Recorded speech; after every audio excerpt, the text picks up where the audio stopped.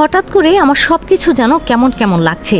নিচে যাচ্ছি আর অন্ধকারে রিয়া ম্যামের হাতটা শক্ত করে ধরে আছি, কিন্তু সেই সময়টা আর বেশিক্ষণ স্থায়ী হয় নাই। হঠাৎ করে আমার হাত ফসকে রিয়া ম্যামের হাত বের হয়ে গেল। এখন যে কি করব তাও ভাবতে পারছি না। তাহলে কি রিয়া ম্যাম আমাকে একা রেখে হারিয়ে গেল?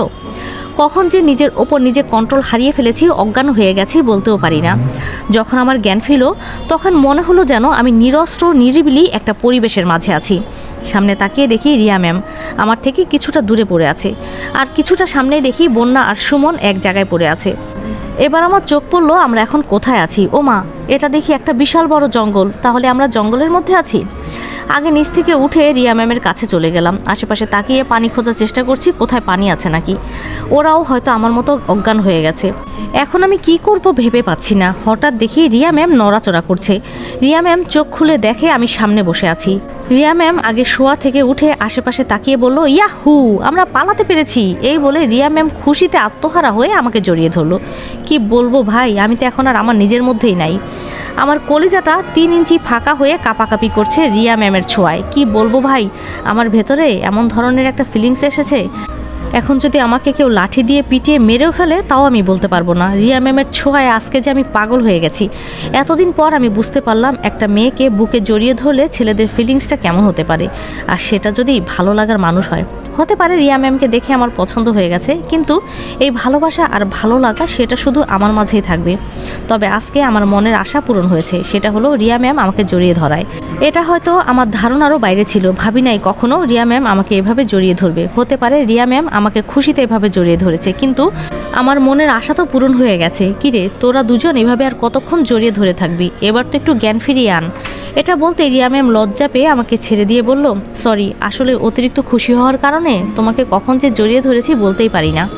আমি তো ভাই লজ্জায় শেষ। কি বলবো ভাই, এত লজ্জা আমি কোনো দিন পাই নাই। এর মাঝে সুমন আমাদের আবার এসে দেখে ফেললো।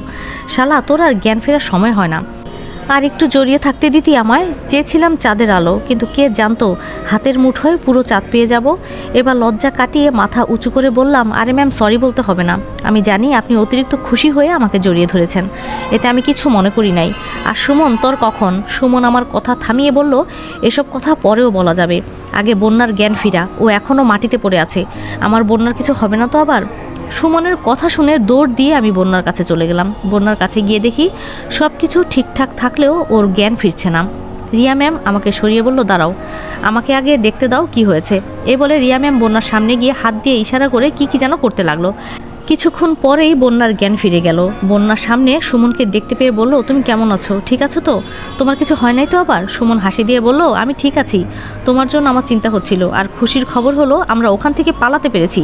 বন্যা আমাকে ধন্যবাদ দিয়ে বলল, ভাইয়া, তুই নিজের আপন ভাই না হলেও আপনের চেয়ে বেশি। আজকে তুই আমাকে আবার নতুন করে বাঁচতে শিখালি, নতুন জায়গা উপহার দিলি। অনেক অনেক ধন্যবাদ তোরে। সুমন পেছন থেকে আমাকে ঘুষি দিয়ে বলল, শালা, তাই বলে তখন আমাদের ধাক্কা দিয়ে নিচে ফেলে দিবি?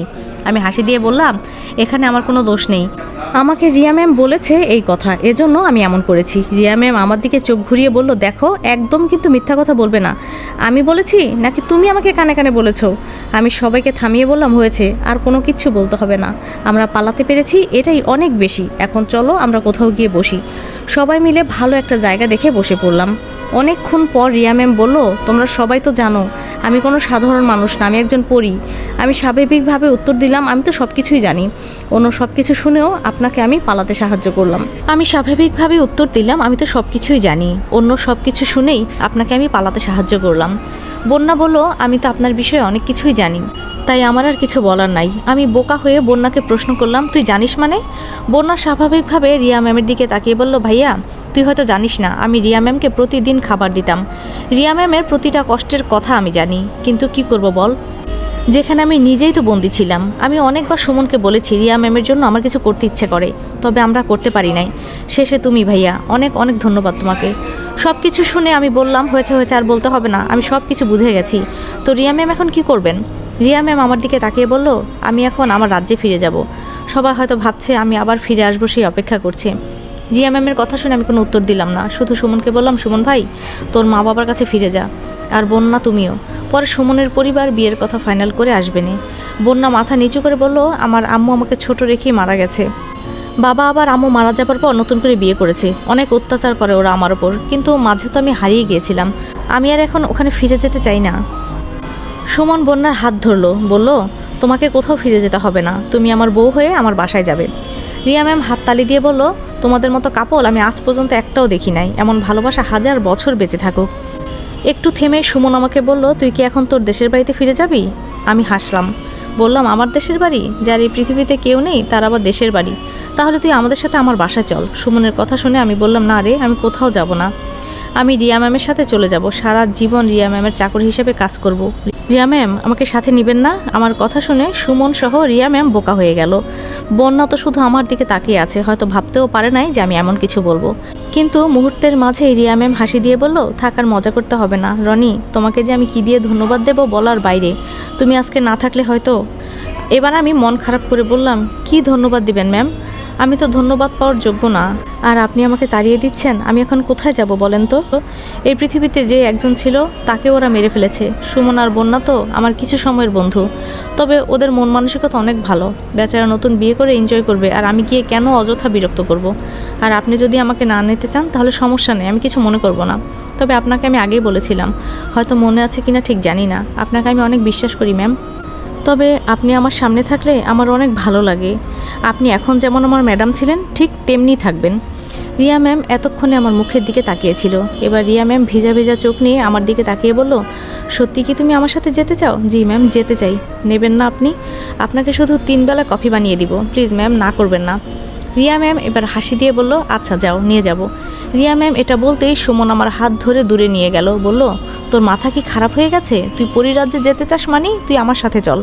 আমি এবার মাথা নিচু করে বললাম, আমার আম্মুর মতো কোনো মানুষ ছিল না, আমি যখন যা চাইতাম তাই আমাকে এনে দিত, কিন্তু দেখ আমার আম্মু চলে যাওয়ার পর এই একটা মানুষকে আমি বিশ্বাস করি। যখন আমি মরার রাস্তায় গেটের ভেতরে ঢুকলাম তখন কিন্তু তোরা পেছনে ছিলি, এই একটা মানুষ আমাকে বলেছে, আমার হাত ধরে ভরসা দিয়ে বলেছে, আমি তোমাকে বিশ্বাস করি, চলো। আবার সমুদ্রের সামনে আমার হাত ধরে বলেছিল, তুমি মরলে আমি কেন পারবো না? যে মানুষটা আমাকে এত বিশ্বাস করে আমি কিভাবে তাকে ছেড়ে দেই? এতদিন কাউরে মনের মতো পেলাম, হয়তো জানি না রিয়া ম্যামের সাথে প্রেম বলিস আর যাই বলিস তা করতে পারবো কিনা, কিন্তু আমি চাকর হয়ে তার পাশে থাকতে পারবো। আমার অনেক ভালো লাগে রে রিয়া ম্যামকে, তবে আমার এই ভালোবাসা আর ভালো লাগা এই মনের মধ্যেই থেকে যাবে।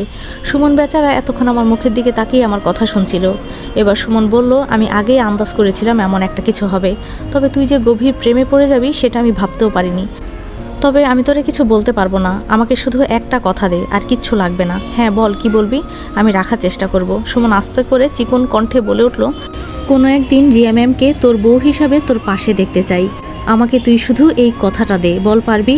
দেখ সুমন, আমি কোনো কিছু শুনতে চাই না, তুই পরিরাজ্যে যাবি যা, তবে রিয়াকে আমার ভাবি করে নিয়ে আসবি, তাহলে বলবো তুই আমার সত্যিকারের বন্ধু, আমার কথা রেখেছিস।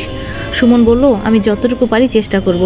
চেষ্টা না, ভালোবাসার জন্য দরকার হলে যুদ্ধ করবি, আমি তো আছি, তোর সাথে রিয়াকে খুব মানাবে, আমি জানি তুই অবশ্যই অবশ্যই পারবি, আমার বন্ধু পারে না এমন কোনো বিষয় নেই। সুমনের গলায় হাত দিয়ে বললাম, আসলে তুই আমার সত্যিকারের বন্ধুরে, অনেক মিস করবো তোরে। এখন চল, ওরা হয়তো আমাদের জন্য অপেক্ষা করছে। ওদের কাছে গিয়ে দেখি বন্যা আর রিয়া ম্যাম মিলে আড্ডা দিচ্ছে, আমরাও বসে কিছুক্ষণ কথা বললাম। ওদের কাছে গিয়ে দেখি বন্যা আর রিয়া ম্যাম মিলে আড্ডা দিচ্ছে, আমরাও গিয়ে বসে কিছুক্ষণ কথা বললাম। কথার মাঝে রিয়া ম্যাম বন্যার একটা হাত তুলে সুমনের হাতে দিয়ে বলল, সারা জীবন এই হাতটা আগলে রাখবা, ওকে কিন্তু কষ্ট দিবা না, আর গিয়ে বিয়ে করে নিবা, যদি উল্টাপাল্টা কিছু হয় তখন না হয় আমরা চলে আসব, আর আমি তোমাদের আমার জাদু শক্তি দিয়ে তোমাদের বাসায় পাঠিয়ে দিচ্ছি। সুমন আর বন্যা আমার দিকে কাঁদো কাঁদো নজরে তাকিয়ে আছে। সুমন শুধু বলল, তোরে ছেড়ে যেতে মন চাইছে না রে বন্ধু। বন্যা বলল, এই বোনটাকে মাঝে মাঝে দেখতে আসবি তো ভাই? আমি তো তোর ছোট বোন হই, সে আশায় রইলাম, আমাদের ভালোবাসা নিস। আর রিয়া ম্যাম, আমার ভাইকে আপনার হাতে তুলে দিলাম, আমার ভাইটাকে কিন্তু দেখে রাখবেন। রিয়া ম্যাম হাসি দিয়ে বলল, ওগুলো নিয়ে তোমরা কোনো চিন্তা করো না, আলবিদা। সুমন টাটা দিয়ে বলল, বিদায় রনি। শেষ বাক্যটা আস্তে করে বলল, বিদায় ভাবি, যেটা শুধু আমি শুনতে পেলাম। হঠাৎ করে সুমন আর বন্যা অদৃশ্য হয়ে গেল। রিয়া ম্যাম হয়তো জাদু শক্তি দিয়ে পাঠিয়ে দিয়েছে। বন্যা আর সুমন যেতেই রিয়া ম্যাম আমার দিকে তাকিয়ে বলল, একটু দূরে যাও তো রনি। কেন ম্যাম, কি করবেন? কিছু না, একটু দূরে যাও তো। এখানে আমার কাছে দাঁড়িয়ে থাকলে তোমার ক্ষতি হবে। আমি আর কি করব? রিয়া ম্যামের কথা মতো চুপচাপ দূরে সরে গেলাম। আমি দূর থেকে দাঁড়িয়ে দেখছি রিয়া ম্যামের চোখ হঠাৎ করে লাল বর্ণ ধারণ করছে। আচমকা যেন সব কিছু আপনা আপনি কাঁপতে লাগলো। আমার চারপাশের পরিবেশ যেন এমন হয়ে গেছে, মনে হচ্ছে যেন ভূমিকম্প সৃষ্টি হচ্ছে। রিয়া ম্যাম চোখ মুখ লাল করে এমন জোরে এক চিৎকার দিয়েছে, ভয়ের চোটে যেন সব কিছু থরথর করে কাঁপছে। আমার মনে হয় আজকে রিয়া ম্যামের যত রাগ আছে সব এখানে প্রকাশ করে করবেন। আমি তাড়াতাড়ি এবার নিচে বসে চোখ বন্ধ করে নিলাম, এছাড়া আমার কোনো উপায় নেই। রিয়া ম্যাম এখন যে অবস্থায় আছে তাকে দেখে না জানি আমি ভয় পেয়ে গেছি। এতক্ষণ ধরে এসব চললো, আবার হঠাৎ করে সব কিছু নীরব হয়ে গেছে। চোখ খুলে সামনে তাকিয়ে দেখি রিয়া ম্যাম মাটিতে হাঁটুতে ভর করে কান্না করছে। আমি তাড়াতাড়ি রিয়া ম্যামের সামনে গিয়ে বললাম, ম্যাম আপনার কি হয়েছে? রিয়া ম্যাম আমাকে দেখে কান্না একটু বন্ধ করে বলল, ওরা আমাকে এত বছর আটকিয়ে রুমের ভেতরে বন্দি করে অত্যাচার করছে।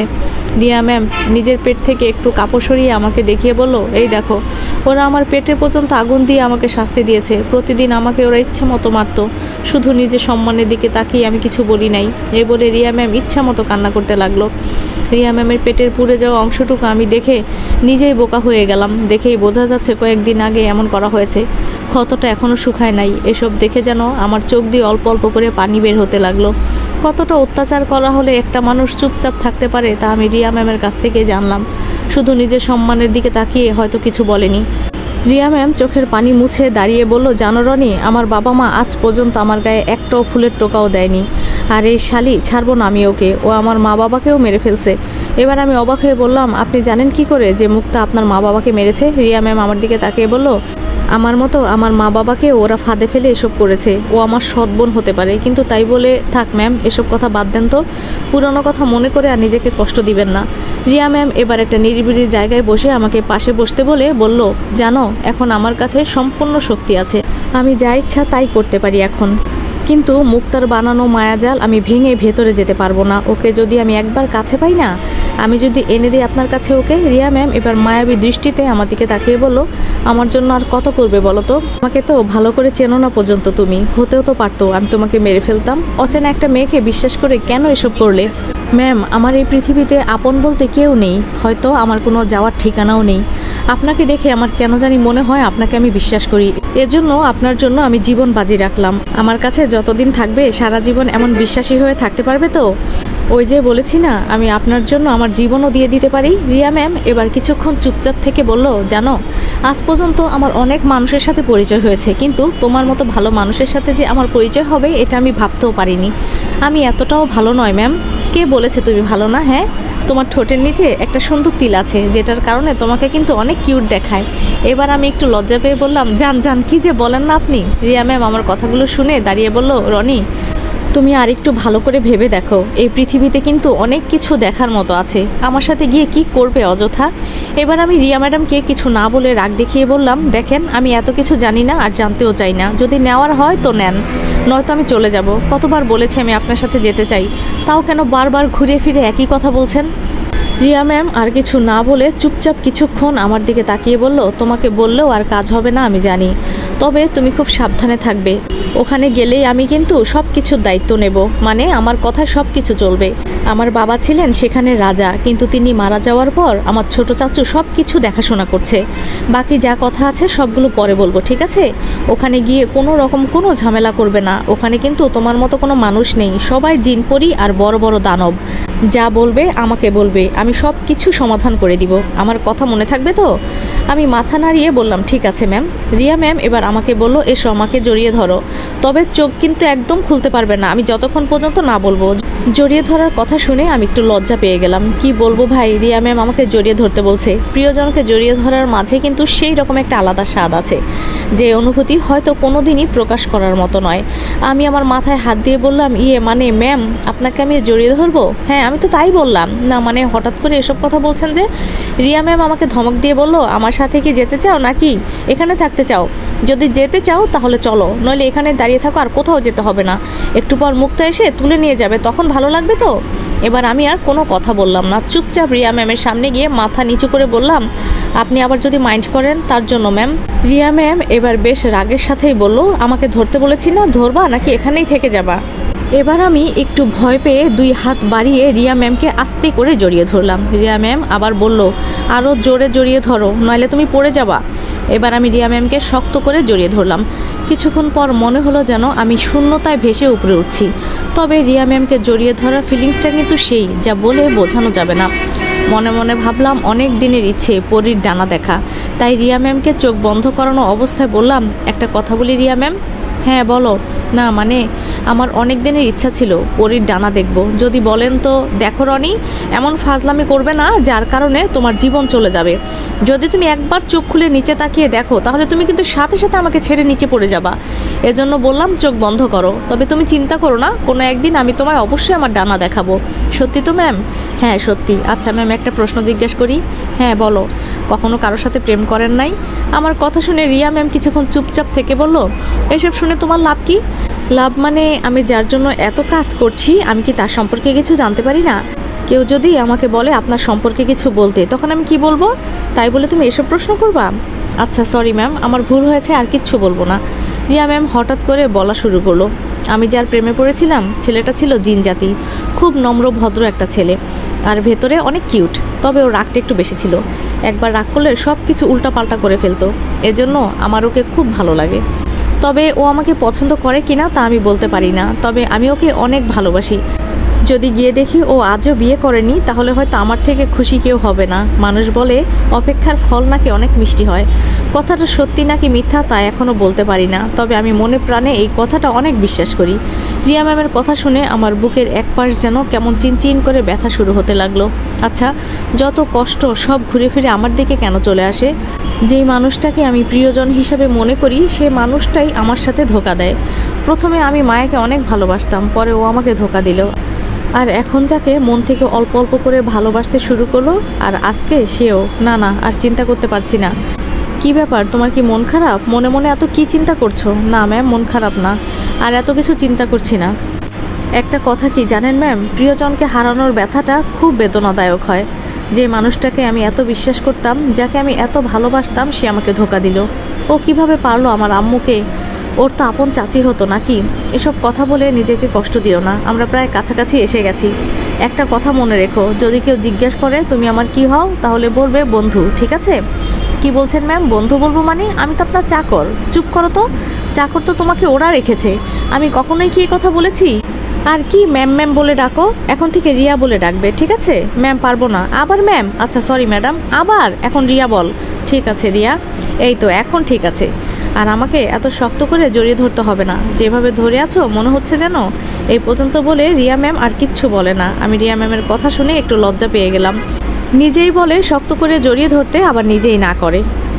রিয়া ম্যাম আমাকে বলল, এখন তুমি চোখ খুলতে পারো। আস্তে করে আমি চোখ খুলে তাকিয়ে দেখি রিয়া ম্যাম শূন্যের ওপর ভর করে আমাকে নিয়ে নিচে নামছে। নিচে তাকিয়ে দেখি এত সুন্দর জায়গায় এসেছি যা আমি জীবনে কোনো দিন দেখিনি। রিয়া ম্যামকে জিজ্ঞেস করলাম, এটাই কি আপনার রাজ্য ম্যাম? আগে রিয়া বলে ডাকো, পরে সব বলবো। আচ্ছা বলেন মিস রিয়া চৌধুরী। আমার কথা শুনে রিয়া হাসি দিয়ে বলল, হ্যাঁ এটাই আমাদের সেই রাজ্য। আমি থাকতে তুমি কাউকে একদম দেখে ভয় পাবা না কিন্তু, ঠিক আছে? আমরা নিচে নামতে আমাদের সামনে একটি সুন্দরী মেয়ে পড়লো। মেয়েটা আমাদের দেখে দৌড়ে সামনে যাচ্ছে আর বলে বেড়াচ্ছে, সবাই তৈরি হয়ে নাও, আমাদের রাজ্যের রানী ফিরে এসেছে।